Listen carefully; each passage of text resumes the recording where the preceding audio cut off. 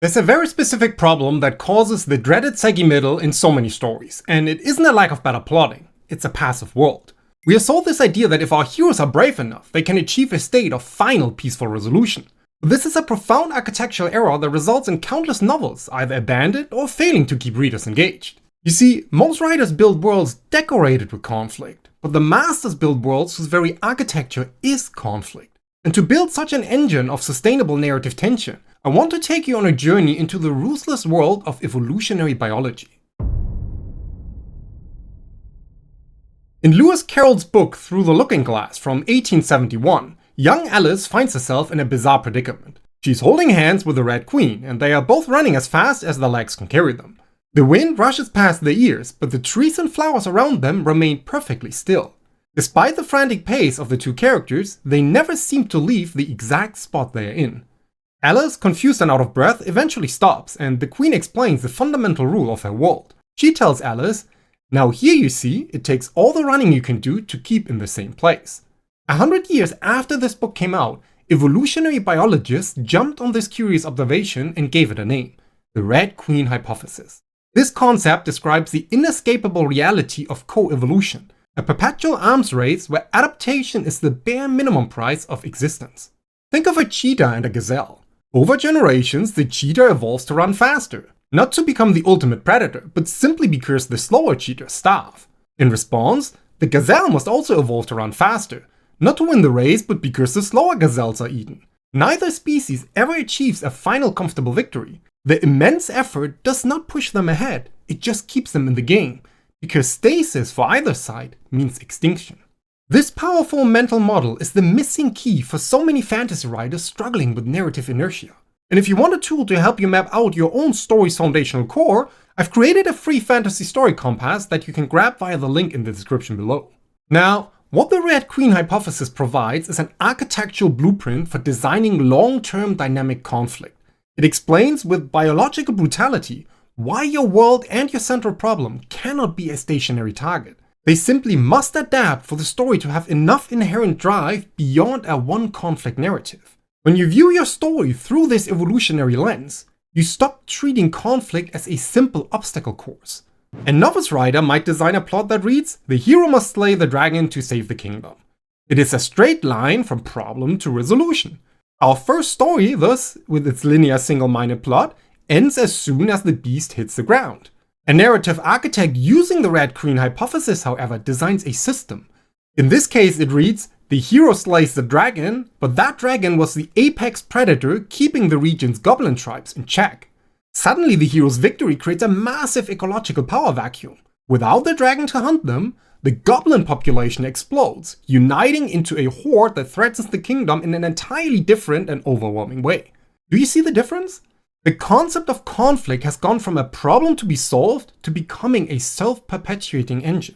Our second story has just begun at the exact point the first one ended. It ensures that every victory your protagonist achieves is not a resolution but the very cause of a new cascading problem. And this pressure ripples outward, forcing the entire world to run alongside them. When one kingdom develops unbreakable castle walls, its rivals are forced to invent cannons and siege engines. When a new continent is discovered, the resulting gold rush ignites a vicious trade war that reshapes global politics. The world itself must adapt to the changes your characters are forcing upon it. This is a secret weapon that breathes life into a fictional world. It replaces the passive diorama-like setting with a living ecosystem defined by a constant, inescapable struggle. So, we have this powerful biological concept, this engine of perpetual adaptation. The real question for us as narrative architects then is, how do we move it from the pages of a science textbook into the very DNA of our stories? How do we weaponize the Red Queen hypothesis for our craft? Now, to do this, we must first address a critical divergence between biology and storytelling. If you look closely at the cheetah and the gazelle, their arms race is entirely linear. It is speed versus speed. In nature, linear escalation is perfectly functional. But in a novel, linear escalation puts you at risk of falling into a structural trap known as power creep. If your hero forges a stronger shield and your villain simply builds a heavier hammer to break it, you are locked in a mathematical equation, not a narrative. It's the logic of a video game, and it quickly leads to reader fatigue. Therefore, the translation of the Red Queen hypothesis into narrative craft requires a fundamental pivot. The adaptation must not be linear, it must be lateral. So let me show you a practical 3-tiered framework for injecting this co-evolutionary pressure directly into your narrative. The first layer is the most immediate and visceral, the classic clash between protagonist and antagonist. But here's the truth, before you can design an antagonist that brilliantly counters your hero's objective, you need to actually know what the rock-solid objective of them is. That is exactly why I built the Fantasy Story Compass, so if you haven't grabbed it yet, check out the link in the description below. Now, one of the most common points of failure in developing a fantasy novel is what I call narrative impotence. This is a condition where the antagonist, after a dramatic introduction, becomes strangely passive. They seem to wait patiently off-screen for the hero to complete their training montage, gather their allies, and find the magical plot device. Their grand plan for world domination is apparently on hold until the protagonist is good and ready to challenge them. This structural flaw completely drains a story of its propulsive tension. What you have is not a conflict, it's a glorified to-do list, and the Red Queen hypothesis offers the direct antidote for this. Your antagonist must be an active and intelligent system, reacting, adapting, and evolving on their own and in direct response to the hero's progress. For every major action your protagonist takes, ideally there must be an equal and opposite adaptation from the forces of antagonism. They are not waiting for the hero. They are working tirelessly to render the hero's last victory obsolete and to advance their own goals. So here's your first practical instruction, an exercise in applied antagonism. I want you to take out a piece of paper or open a new document. Draw a line down the middle, creating 2 columns. On the left, list your protagonist's primary assets. These are not just their physical skills or magical items. This list should include everything that gives them an advantage. Their most trusted ally, their political connections, their unshakable moral certainty, their secret piece of knowledge, their reputation. Be exhaustive here. While you don't want to counter all of it eventually, you do want options to choose from in order to find whatever best serves the tension and emotional depth of your story. Now, after doing that, in the right-hand column, design a specific countermeasure that the antagonist develops in direct response to each asset on your list. The crucial part here to remember is that you are forbidden from using simple linear escalation. If your hero acquires a magical sword that can cut through any physical armor, your antagonist's response is not to create armor that is extra super strong. Instead, the antagonist, recognizing the sword's power, might abandon physical soldiers entirely. They could start summoning legions of wraiths, incorporeal spirits that the blade passes through harmlessly, thus rendering the hero's greatest weapon as useless as a stick. Or perhaps they adapt in a more insidious way. Suppose your protagonist's greatest asset is their mentor, a wise old wizard who holds the key to defeating the Dark Lord. A linear and predictable plot would involve the Dark Lord sending assassins to kill the wizard. This is a direct confrontation, but it's not an adaptation. A truly co-evolutionary antagonist would do something far more devastating. They might unearth a dark secret from the mentor's past, a terrible crime or a hidden shame. Then they would reveal this secret to the protagonist, not to the world, because suddenly the critical asset, coming in the form of the mentor's wisdom, is poisoned. The protagonist can no longer trust their guide. Every piece of advice is now suspect, and every lesson tainted with the possibility of manipulation. The antagonist has not removed the asset from the board, it was transformed into a psychological liability, making it almost an asset for the antagonist itself. Rather than simply grieving the loss of the mentor, the hero is now fighting a war on 2 fronts, one against the villain and another against their own doubt. Do you see the architectural principle at work here? Each solution the hero discovers brings with it the seed of a new, more complex problem you could design. By mapping your story in this way, you are building an engine of escalating adaptive conflict. You ensure your antagonist is not a static problem to be solved, but a relentless pressure that forces constant, painful evolution. This is the heart of the protagonist versus antagonist arms race, but it's only the first layer. The pressure of this central conflict cannot exist in a vacuum. It must ripple outward and fundamentally change the world itself. Many aspiring writers fall victim to what I term world builder's disease. They spend months, even years, crafting intricate histories, languages, and geological surveys, but their worlds far too often are nothing except a stunningly detailed but utterly lifeless setting. The story's events take place on the stage, yes, but they never leave a scratch on the stage itself. This is a critical architectural error if you ask me. A world is not a backdrop, it is an active participant in the narrative arms race. It is an ecosystem just as much as anything else, an ecosystem that must react to the immense pressures being exerted by your central conflict. The world, like everything else, must run to keep up. And to achieve this, I employ a methodology called conflict-first design. The principle is simple. Every major plot event must leave a permanent functional scar on the world. These are not mere cosmetic changes. They must alter how the world works, creating new opportunities, new dangers, and new conflicts for your characters to navigate.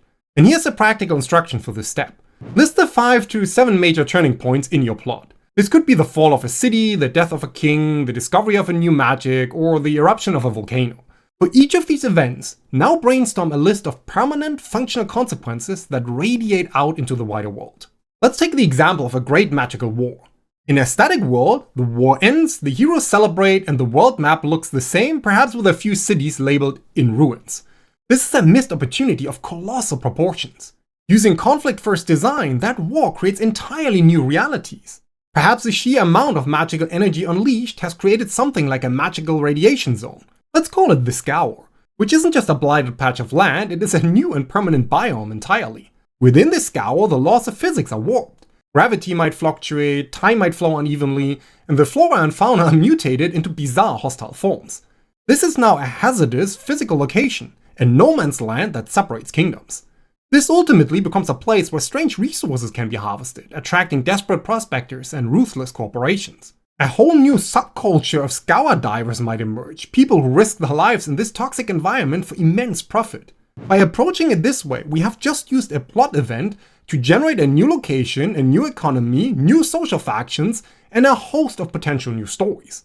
The world has adapted to the original conflict. Now, you could also consider another common fantasy trope here, the discovery of a new incredible valuable resource like dragon scales that can be forged into invincible armor.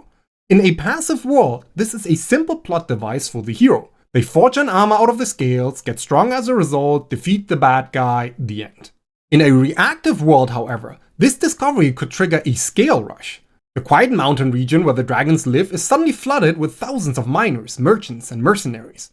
Lawless boomtowns spring up overnight, filled with greed and violence. The local kingdom, previously a peaceful backwater, is now a global power player struggling to control the chaos and defend its newfound wealth. And this influx of wealth and people creates immense social friction as well. New laws are hastily written to govern the dragon scale trade.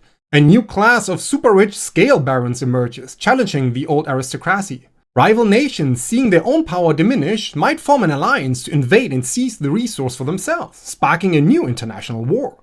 This single plot of discovering dragon scales has now fundamentally and permanently reshaped the political, social, and economic landscape of your entire world.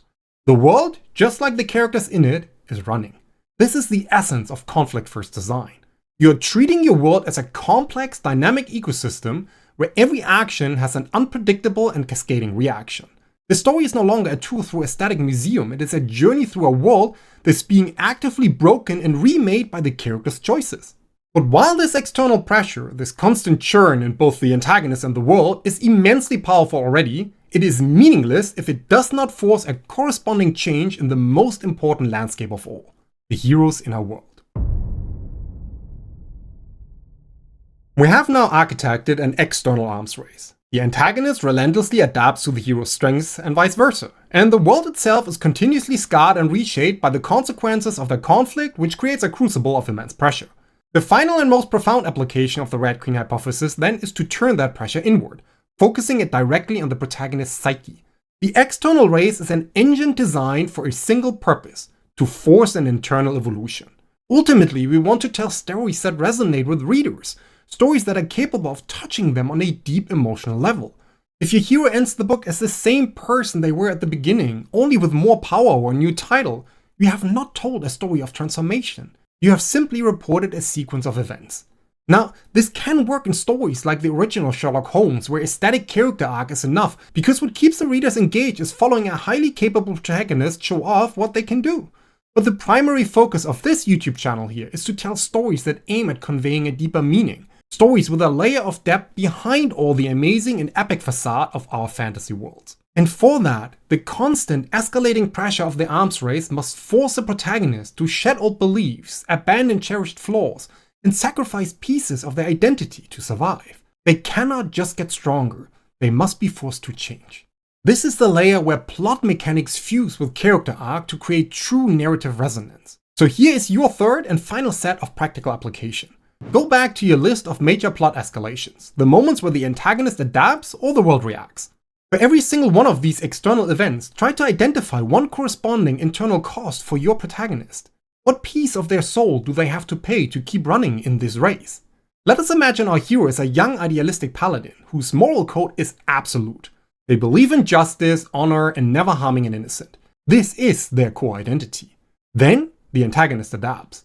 They create a situation where the only way to stop a demonic ritual that will consume a city is to sacrifice a single innocent child whose life force is anchoring the spell.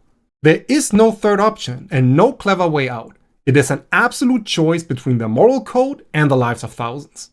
If they hold to the code, the city is lost. If they save the city, they must personally violate their most sacred belief and become the thing they have always fought against. Whatever they choose, the idealistic paladin is dead. They are forced to evolve into something else. Either a broken man haunted by his failure, or a hardened pragmatist who now understands that victory has an unbearable price. You could also consider a different kind of cost here. Let's assume your protagonist is a brilliant but arrogant scholar who believes in the supremacy of logic and reason. Their journey is to find a lost text that contains the knowledge to defeat a creature of pure chaos.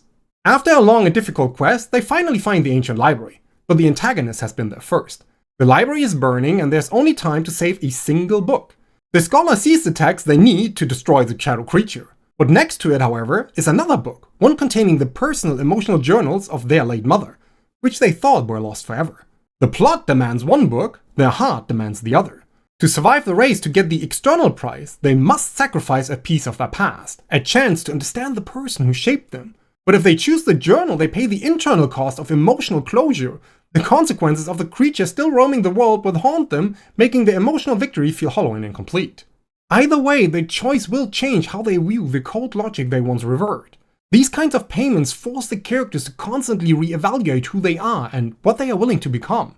This process is not about a protagonist simply accumulating power. It is about them being systematically broken down and rebuilt by the unrelenting pressures of the world you have designed. I call these moments emotional waypoints, and they are the beating heart of my entire writing philosophy. Ultimately, the person who crosses the finish line of the story is a composite of scars, compromises, and costly adaptations. They have survived and they have adapted, maybe even for the better, but the survival has for sure altered the internal architecture irreversibly. By engineering this trifecta of pressure, an adaptive antagonist, a reactive world, and a mandated internal cost, you create a self-perpetuating narrative engine. You are no longer just telling a story, you have architected a living system. Now, the fundamental lesson the Red Queen hypothesis teaches us is that stasis is the equivalent of narrative death. What this evolutionary framework offers is a more profound purpose for the stories we tell. Your goal as a narrative architect is not to create a story where the hero finally gets to rest. Instead, the true aim is to forge a character who earns the right and the strength to keep running. Victory, when viewed through this lens, is not the finish line. It becomes the brief, precious moment of inhalation before the next demanding stride begins. A passive story is ultimately a museum diorama. It might be perfectly arranged and beautifully lit, but the scene is also utterly dead. Every single piece remains exactly where the author first placed it, hermetically sealed behind glass. Conversely, a narrative built on the principle of co-evolution is a thriving ecosystem.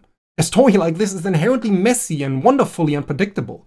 Such a world cannot be contained, because every element within it is forever adapting to every other. By installing this co-evolutionary engine, you have solved for narrative inertia. A new and more subtle structural stress, however, has just been created as a result as well. Now that you have a plot with immense propulsive force, the great danger is that this powerful external engine can overwhelm the protagonist's internal journey. Your character can become a passive victim of the plot, reacting to events rather than driving them from a place of internal need. So to prevent this and other kinds of narrative collapses from killing your novel, watch this video here next.